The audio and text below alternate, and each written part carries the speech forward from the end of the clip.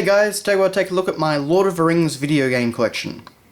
So I've been collecting Lord of the Rings games, I was buying them mainly during the PS2 era, or playing them mainly during the PS2 era. I tracked down a lot of these more recently, but you know, basically Third Age, Battle for Middle-earth, and Battle for Middle-earth 2, and Lord of the Rings Online, and all of these other two over here, I bought them, you know, basically as they came out. These three, however, I've had to pick up in later years. I just used to hire them from a video shop, of course they were so short. But anyway, so first off, of course, we have the Lord of the Rings: The Fellowship of the Ring, and this was a very interesting PS2 game that essentially had nothing to do with the movies, and it was based exclusively on the book, but it came out about the same time as the Fellowship movie. So, yeah, it was a bit of an interesting beast there, but it's a very interesting game, and it does have some very fun moments. Also, you can kill the Witch King with a fish, or actually a Nazgul with a fish, but still pretty cool, Anyway, next of course we have The Two Towers, which was the first movie video game, and it includes both elements from the Fellowship story and also the Two Towers story. It goes up to the end of Helm's Deep. And we follow Aragorn, Legolas, and Gimli in that one. Then in Return of the King, the next movie game, we actually followed pretty much everyone.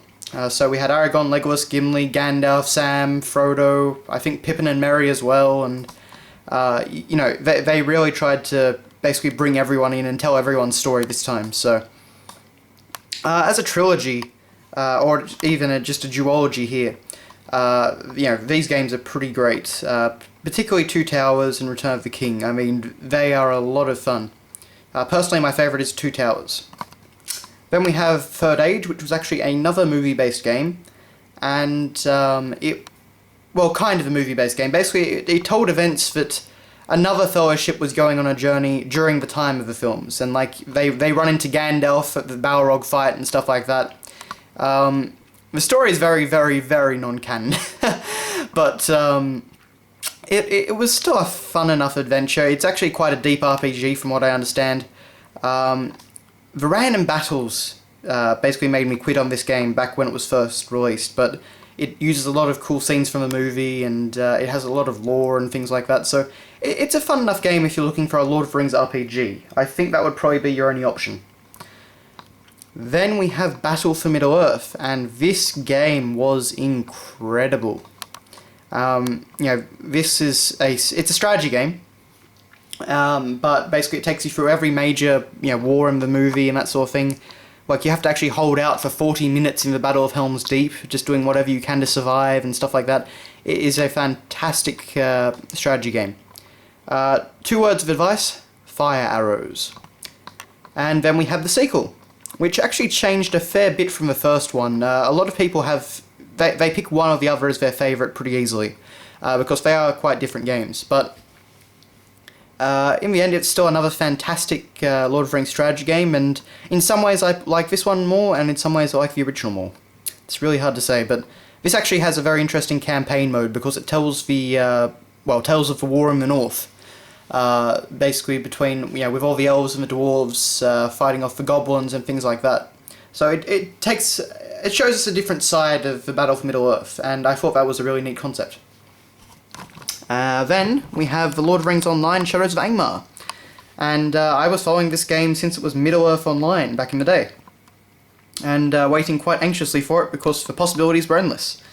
In the end, it was just really an MMO. It was a pretty looking MMO, but yeah, it was alright. It never really managed to hold my interest for a huge amount of time, but it was alright. If you're looking for a Lord of the Rings MMO, well, aside from that being your only option, it's definitely not a bad way to go. And then we have the current generation games. So we have Conquest, which, yeah, I'm not a fan of this game. Basically, they promised it would be Star Wars Battlefront for Lord of the Rings, and it really was nowhere near the quality of Battlefront, and nowhere near as fun. It definitely has its fans, though. I don't really know why, but if you enjoy this game, more power to you. And then we have War in the North, which I'm pretty sure everyone agrees was very, very mediocre.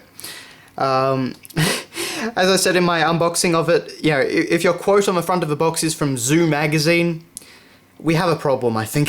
Particularly for a Lord of the Rings game. Yeah. But anyway, so I don't really understand why we can't make good Lord of the Rings games anymore. I mean, I think the only other next-gen one we had was, what was it? The Aragorn one, Aragorn's Quest, and that was like this one for kids and stuff like that.